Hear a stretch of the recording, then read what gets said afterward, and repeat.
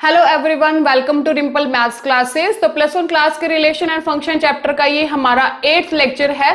Previous lecture में हमने कुछ डिस्कस किए थे फंक्शंस, डिफरेंट टाइप के, आइडेंटिटी, मॉडुलस हो गया, ग्रेटेस्ट इंटीजर, कांस्टेंट फंक्शन।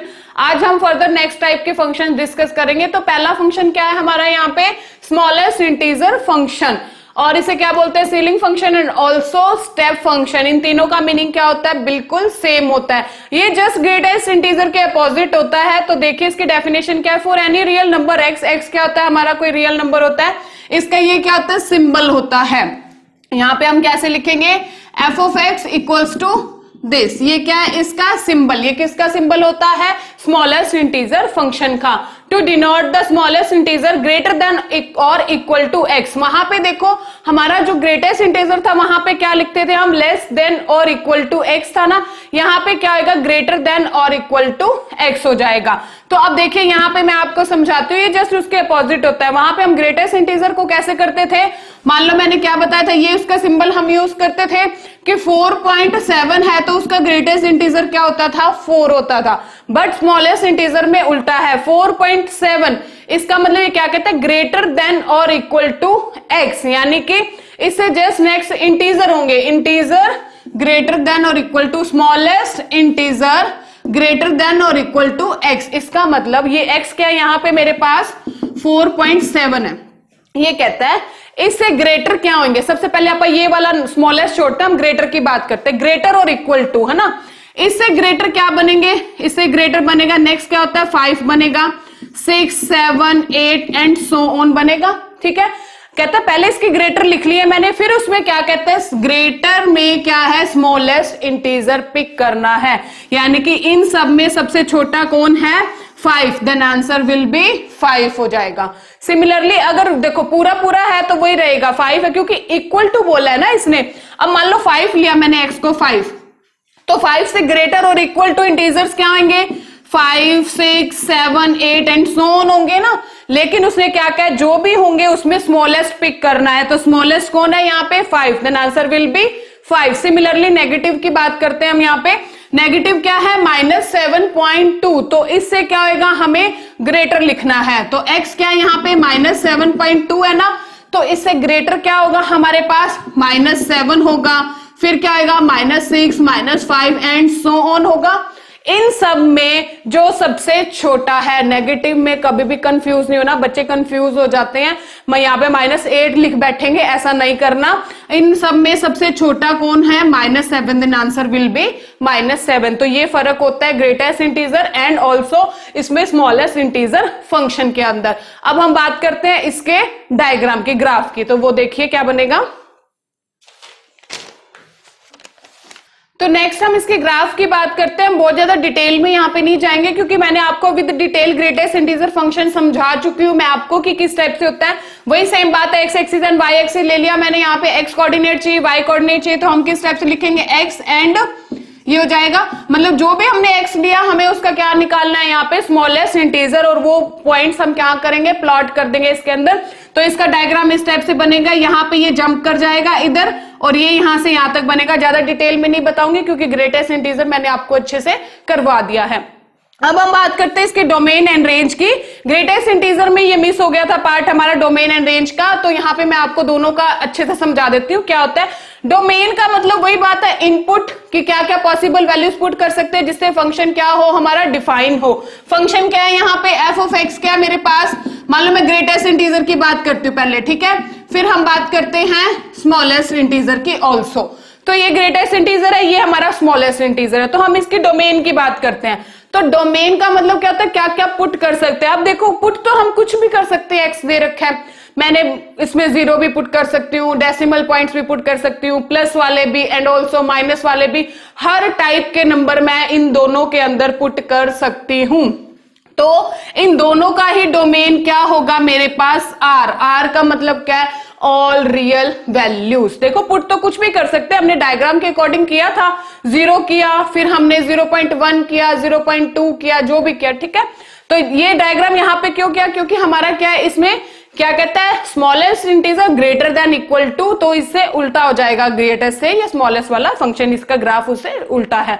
तो अब देखिए ये बात समझ आ गई कि हमने यहाँ पे डोमेन आर क्यों लिखा है, क्योंकि हम इनके अंदर कुछ भी वैल्यू पुट कर सकते हैं। अब बात करते हैं रेंज की। रेंज क्या होता है? हमारा आउटपुट की, हमने जो पुट किया हमें रिजल्ट क्या मिला। अब आप एक चीज देखो, मैंने 2 पुट किया, आंसर मुझे क्या मिला? 2 ही मिला। मैंने 2.1 किया तो भी आंसर क्या मिला? 2 मिला। मैंने 2.9 किया तो भी आंसर क्या मिला? 2 मिला। आपने बाय डेफिनेशन देखा होगा कि ग्रेटेस्ट इंटीजर का आंसर कभी भी डेसिमल पॉइंट्स में नहीं होता। ये बात क्लियर हो गई होगी, क्योंकि डेसिमल वाले फिर से वही हो जाते हैं, चाहे ग्रेटेस्ट हो चाहे स्मॉलेस्ट हो, दोनों ही फंक्शन के अंदर जो आंसर होता है हमारा वो कभी भी डेसिमल पॉइंट नहीं होता। तो अगर हम रियल नंबर के अंदर, नंबर लाइन है ना जैसे आपकी, रियल नंबर के अंदर आप डेसिमल पॉइंट्स को निकाल दो तो क्या बचता है हमारे पास? पूरे पूरे नंबर बचते हैं। और पूरे पूरे नंबर में नेगेटिव भी आ रहा है, क्योंकि मैंने आपको नेगेटिव का भी एग्जांपल दिया है, 0 भी दिया है, पॉजिटिव भी दिया है। तो वैसे कौन से नंबर होते हैं जो नेगेटिव भी होते हैं, 0 भी होते हैं एंड ऑल्सो पॉजिटिव भी होते हैं, बट पूरे पूरे नंबर, नॉट डेसिमल पॉइंट्स। तो ऐसे कौन से होते हैं? हमारे इंटीजर्स। तो ये इनकी रेंज क्या होगी? हमारी इंटीजर्स आ रहे हैं कि हमने कुछ भी पुट किया तो हमें लेकिन रिजल्ट में क्या मिला? इंटीजर। क्योंकि डेफिनेशन देखो, स्मॉलेस्ट इंटीजर भी आपको इंटीजर ही लिखना है उसके अंदर, ग्रेटर देन और इक्वल टू x। तो यहां पे बात हो गई, चाहे ग्रेटेस्ट इंटीजर फंक्शन हो चाहे स्मॉलेस्ट इंटीजर फंक्शन हो, आपको डोमेन r मिलेगी एंड रेंज क्या मिलेंगे? इंटीजर्स मिलेंगे by the definition of both functions. Next देखिए, तो नेक्स्ट टाइप का फंक्शन क्या आता है हमारे पास? फ्रैक्शनल पार्ट फंक्शन, और इसे हम क्या कह सकते हैं? Decimal part function. इन दोनों का मीनिंग क्या होता है? बिल्कुल सेम होता है। तो किस टाइप का होता है? डेफिनेशन देखते हैं। This function defined as y equals to f of x। ये क्या होता है? इसका एक सिंबल होता है। क्या होता है? This is the symbol of fraction part function और डेसिमल पार्ट फंक्शन। होता है किस टाइप का? ये कि x माइनस, ये किसका साइन बताया था मैंने? ग्रेटेस्ट इंटीजर फंक्शन का। For all x belongs to real number. x कैसे है हमारा? रियल, कुछ भी रियल नंबर हो सकता है। मैं आपको एग्जांपल की हेल्प से समझाती हूँ कि ये कैसे फाइंड करते हैं हम। सबसे पहले देखिए, मुझे फाइंड करना है इसका 3.45 हमारा ये दे रखा है। तो अकॉर्डिंग टू डेफिनेशन क्या आएगा? ये लगा दो, x minus greatest integer of this, यानी कि 3.45 माइनस ग्रेटेस्ट इंटीजर ऑफ 3.45। अब आपको पता लग गया होगा ग्रेटेस्ट इंटीजर पॉइंट में होता है तो हम क्या करते हैं? उसे 3 लिखेंगे। इसका आंसर क्या आएगा? 3। दैट मीन्स 3.45 में से क्या माइनस कर देंगे हम? 3 माइनस कर देंगे। तो मुझे आंसर क्या मिलेगा? 0.45। तो ये क्या आ गया मेरा आंसर। मैं ये 2 और बताऊंगी, फिर आपको मैं इनकी हेल्प से डोमेन एंड रेंज समझाऊंगी इसकी। नेक्स्ट क्या है मेरे पास? 3 का मुझे क्या निकालना है? फ्रैक्शन पार्ट फंक्शन है, तो डेफिनेशन लगाएंगे। क्या होगा? 3 माइनस ग्रेटेस्ट इंटीजर ऑफ 3।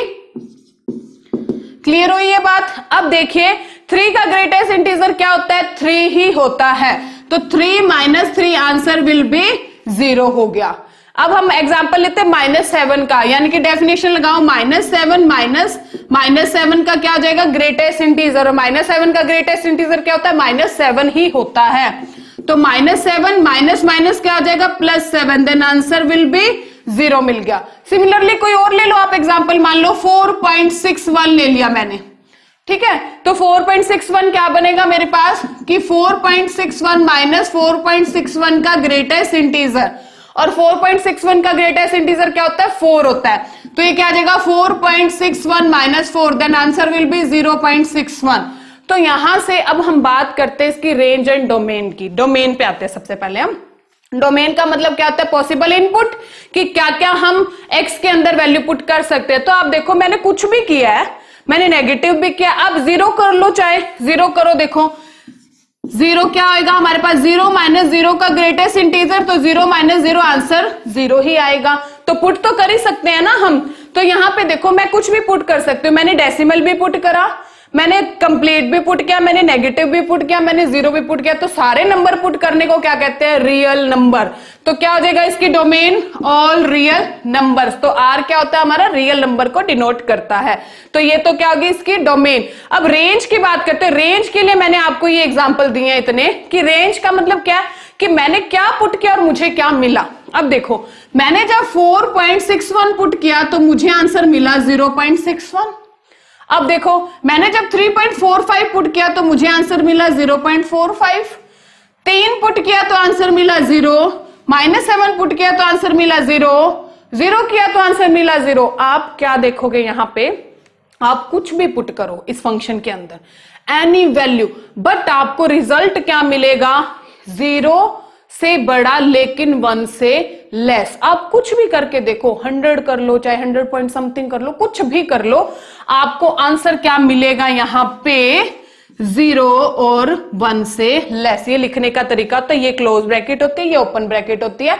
इसका मतलब क्या, क्लोज का मतलब क्या, 0 इसके अंदर इंक्लूड है लेकिन 1 इंक्लूड नहीं है, 1 से जस्ट पीछे वाला इसके अंदर इंक्लूड है, यानी कि 0.1, 2, 3 और पता नहीं कितने रैशनल इसके अंदर हैं नंबर्स। तो ये होगी इसकी रेंज, और बाय इन एग्जांपल से आपको पता लग गया होगा, आप कुछ भी पुट करते हो आपको आंसर 0 पॉइंट समथिंग या 0 ही मिलेगा। ये क्या होता है हमारा फ्रैक्शनल पार्ट फंक्शन, और ये क्या होती है इसकी डेफिनेशन की, x minus greatest integer of x। अब हम इसके ग्राफ की बात करते हैं। तो अब हम बात करते हैं इसके ग्राफ की, कि ग्राफ ये हमारा किस टाइप का बनेगा। ग्राफ वैसे मैथ में समझना बहुत जरूरी है क्योंकि बहुत सारी चीजें ग्राफ से ही क्लियर हो जाती हैं।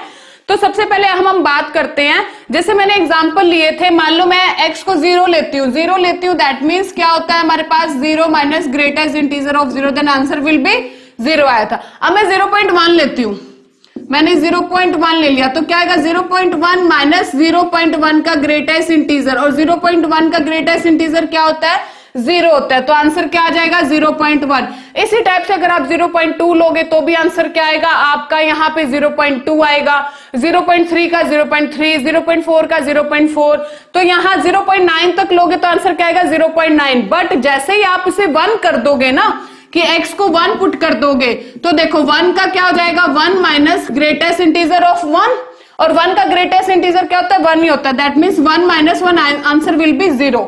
तो जैसे ही आपने 1 पुट किया आंसर क्या आ गया, 0 आ गया, और 0 का मतलब क्या होता है, x एक्सिस पे y क्या होता है हमारा 0। तो आप देखो ग्राफ कैसे बनेगा, 0 किया तो 0 आया, ठीक है, 0.1 किया तो क्या आया हमारे पास 0.1, 0.2 किया तो 0.2, 0.3 किया तो 0.3, ये पता है ना, ये 0.1, 0.2, 3, 4, 5 इस टाइप से होते हैं इसमें हमारे नंबर। अब देखो 0.9 तक किया तो 0.9 आया, तो ये खाली क्यों छोड़ा मैंने, क्यों, क्योंकि जैसे ही मैंने x को 1 पुट किया मुझे आंसर मिला 0, और 0 कब होता है, तो ये 1 है ना, तो 1 पे मैंने क्या छोड़ दिया, इसको खाली छोड़ दिया, ये दोबारा कहां आ गया, नीचे, यानी कि यहां आ गया, क्योंकि यहाँ पे x तो 1 है और y क्या है 0 है। ये समझने वाली बात है। अब नेक्स्ट आ जाओ, आप 1.1 पुट करोगे तो 1.1 आएगा, 1.2 करोगे तो 1.2 आएगा, 1.9 तक करोगे तो 1.9 ही आएगा। तो देखो क्या हो गया, 1.1 किया तो इसका भी आ गया, इस टाइप से ये सारे इक्वल चलेंगे अप टू 1.9 तक। जैसे ही मैंने 2 पुट किया 2x को, तो 2 माइनस 2 का greatest integer, 2 minus 2 answer will be 0। जैसे ही 2 किया, तभी से यहाँ पे खाली छोड़ा है ना, जैसे ही 2 किया तो वो दोबारा से नीचे आ गया, क्योंकि ये 2 है और यहाँ पे x y क्या है 0 है। इसी टाइप से ये चलता जाएगा। तो ये क्या है, किसका ग्राफ है हमारा, फ्रैक्शनल पार्ट फंक्शन का। नेक्स्ट फंक्शन देखिए, तो नेक्स्ट टाइप का फंक्शन क्या है हमारे पास, सिग्नम फंक्शन, और इसे क्या कहते हैं हम, साइन फंक्शन भी कहते हैं। इसकी डेफिनेशन देखते हैं हम।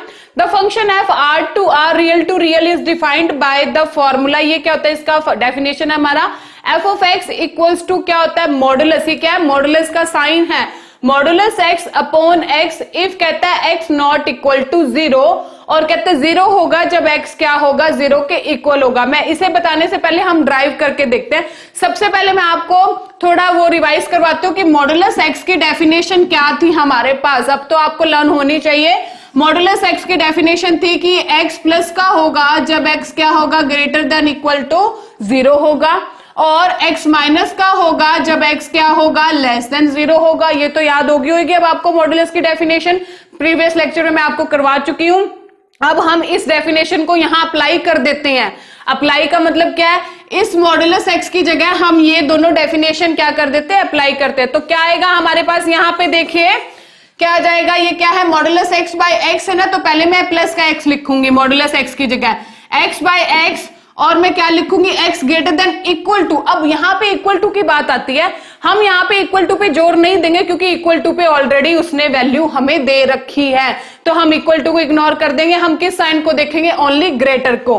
तो मैंने लिखा x ग्रेटर देन 0, फिर क्या लिखेंगे? माइनस लिखेंगे, मॉडुलस x की जगह मैं क्या लिखूंगी? Minus x. तो माइनस एक्स अपॉन एक्स, कब? जब x क्या होगा? लेस देन 0 होगा, और 0 पे तो ऑलरेडी उसने दे ही रखा है कि 0 होगा, यही होगी ना बात। अब देखो x से x कैंसिल, ये आ गया 1, x से x कैंसिल, ये आ गया -1। अब हम आ जाते हैं इस डेफिनेशन पे, देखो वही है कि 1 होगा जब x क्या होगा? ग्रेटर देन 0 होगा, 0 होगा जब x क्या होगा? इक्वल टू 0 होगा, -1 होगा जब x क्या होगा? लेस देन 0 होगा। तो ये क्या है हमारी इसकी डेफिनेशन। अब आप देखिए इसका हम ग्राफ बना के देखते हैं, ग्राफ क्या बनेगा? ये कहता है, इसका मतलब आप समझ रहे हो, ये 1, 0 और -1 है, ये हमारी y की वैल्यूज हैं, यानी कि ये क्या है? इनमें फिक्स हैं। और x क्या होगा? ये कहता है जब x 0 से बड़ा होगा, 0 से बड़ा कुछ भी हो सकता है, 1 हो, 2 हो, 3 हो, कुछ भी हो, लेकिन y क्या होएगा? फिक्स 1 ही होएगा। तो देखो ये 1 है, ग्राफ देखो किस टाइप से बनेगा। अगर x 1 है बट y तो 1 ही होगा, x अगर 2 है तो y तो 1 ही होगा। x कुछ भी हो सकता है, मतलब 0 से बड़ा up to infinity, but y क्या है? यहाँ पे फिक्स 1 ही होगा। तो ये इस टाइप से एक क्या बन जाएगी? हमारी लाइन बन जाएगी। तो ये क्या हो गया हमारा? ये पॉइंट कौन सा हमारा? 0, 1 पॉइंट है कि यहाँ पे क्या है हमारा? ये 1, इसका मतलब क्या होता है? x तो 0 है बट y क्या है हमारा? 1 है, ठीक है। जब x को मैंने 0 किया तो ये वाला पॉइंट हो जाएगा, और यहां से ये क्या होएगा हमारा? चलता जाएगा। नेक्स्ट अब आप देखिए नीचे वाली लाइन कैसे बनेगी। जब कहता है x 0 है तो y भी 0 है, तो ऑब्वियसली ये बन जाएगा हमारा x 0 है और y क्या है? 0 है। अब नेक्स्ट पॉइंट क्या है कि x जब 0 से छोटा, 0 से छोटा मतलब -1, -2, -3 अप टू इंफिनिटी, लेकिन y क्या है? फिक्स -1 ही है। तो ये क्या होता है हमारा? -1 पॉइंट हो गया ना y का। तो देखो x अगर -1 है तो भी वो -1 होगा, x अगर -2 है तो भी वो -1 ही होगा, -3 तो इस टाइप की क्या बन जाएगी? एक लाइन। तो ये क्या है? ग्राफ किसका? सिग्नम फंक्शन का, और इसे क्या कहते हैं? साइन फंक्शन भी कहते हैं। अब हम बात करते हैं इसकी रेंज एंड डोमेन की।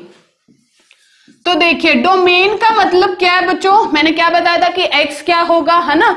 तो ये कहता है x 0 भी है, x 0 से बड़ा भी हो सकता है और x 0 से छोटा भी हो सकता है। मतलब सारे नंबर्स आ गए ना नंबर लाइन पे। देखो यहां पे भी कंप्लीट जा रहा है, यहां पे भी कंप्लीट जा रहा है, तो सारे नंबर का मतलब क्या होता है? Real number. तो इसकी डोमेन क्या होगी? रियल नंबर होगी। अब हम बात करते हैं इसकी रेंज की, कि इसकी रेंज क्या होगी। अब देखो अगर हमने x कुछ भी पुट करा, बट इसने ये बात कही है ना कि y ये 3 फिक्स हैं, या तो y 0 ही होगा, या y -1 होगा, या y क्या होगा? 1 होगा। तो फिक्स हो गया। और y मैंने क्या बताया था? रेंज होती है। मान लो y की जो पॉसिबल हमारी वैल्यूज आती हैं, तो इसने तो ओनली फिक्स ही कर रखी है कि 0, 1 और -1। तो यहाँ पे इसकी रेंज क्या होगी? -1, 0 और 1, क्योंकि इनके अलावा y कुछ भी नहीं हो सकता, ये 3 ही वैल्यूज होंगी। और रेंज यही होती है ना कि क्या पुट किया और क्या मिला। तो ये हमें ऑलरेडी मिला हुआ है by the definition of signum function की -1, 0 एंड 1। तो ये क्या होगी? इसकी रेंज होगी। नेक्स्ट देखिए, अब नेक्स्ट फंक्शन क्या है हमारे पास? Power function. तो हम इसकी डेफिनेशन देखते हैं। Power function is defined by the formula f of x equals to क्या होता है? x की कुछ भी हमारी क्या हो सकती है? Power, where n is positive integer, यानी कि n क्या होगा? नेगेटिव नहीं होगा, पॉजिटिव ही होगा। तो सबसे पहले हम बात करते हैं, मैंने n को क्या ले लिया? 2 ले लिया मान लो, तो मेरे पास कैसा फंक्शन आ गया? y equals to X square. तब हम इसका क्या बनाएंगे? ग्राफ बनाएंगे, फिर हम इसकी डोमेन एंड रेंज की बात करेंगे। अब ग्राफ कैसे बनेगा? मान लो x की वैल्यूज हम लेट करते जाते हैं और y की आती जाती है। x अगर 0 किया तो y भी 0 आ गया, तो ये पॉइंट आ गया मेरे पास। अब देखो x को 1 करो तो 1 का स्क्वायर क्या होता है? 1 ही होता है। तो x 1 था तो y भी क्या आ गया? 1।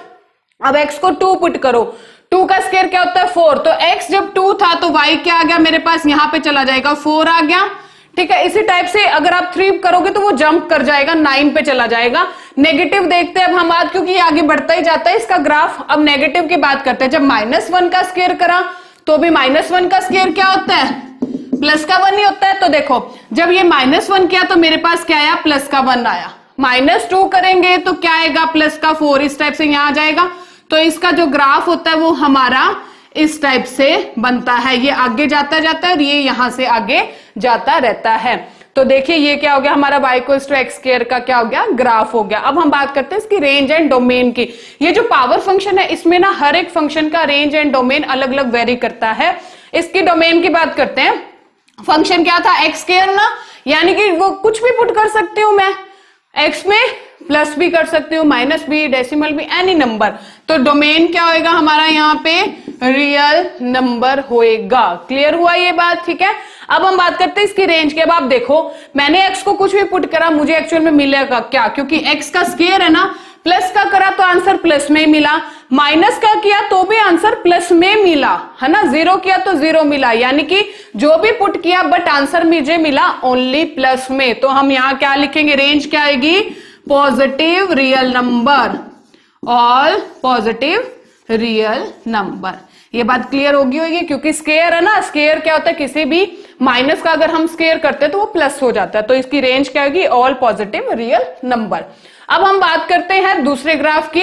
मैंने n को ले लिया 3, n को क्या ले लिया 3, दैट मीन्स क्या बन गया मेरा y equals to X cube. तो इस ज्यादा डिटेल में नहीं जाएंगे, वही सेम आप x की वैल्यूज लेट करते जाओ। जैसे x को 0 किया तो y 0 आ गया, x को 1 किया तो y 1 आ गया, x को 2 करोगे तो y जंप कर जाएगा। 2 का क्यूब क्या होता है 8, तो ये इस टाइप से आगे चलता जाएगा, नेगेटिव इस टाइप से चलता जाएगा। तो ये ग्राफ किसका हो जाएगा हमारा, y equals to X cube function का। अब हम इसकी डोमेन एंड रेंज की बात करते हैं। देखो एक्स क्यूब है, यानी कि मैं पुट तो कुछ भी कर सकती हूँ, 0 1 2 3 up to infinity and also -1 -2, also decimal point भी पुट कर सकती हूँ। तो कुछ भी पुट करने को क्या कहते हैं, रियल नंबर। तो इसकी डोमेन क्या होगी मेरे पास, रियल नंबर होगी। अब इसकी रेंज की बात करते हैं। देखो क्यूब है ना, क्योंकि क्यूब किया, यहां स्क्वायर वाली बात नहीं है, स्क्वायर में प्लस हो जाता है। अगर हम -1 का क्यूब करेंगे तो आंसर विल बी -1।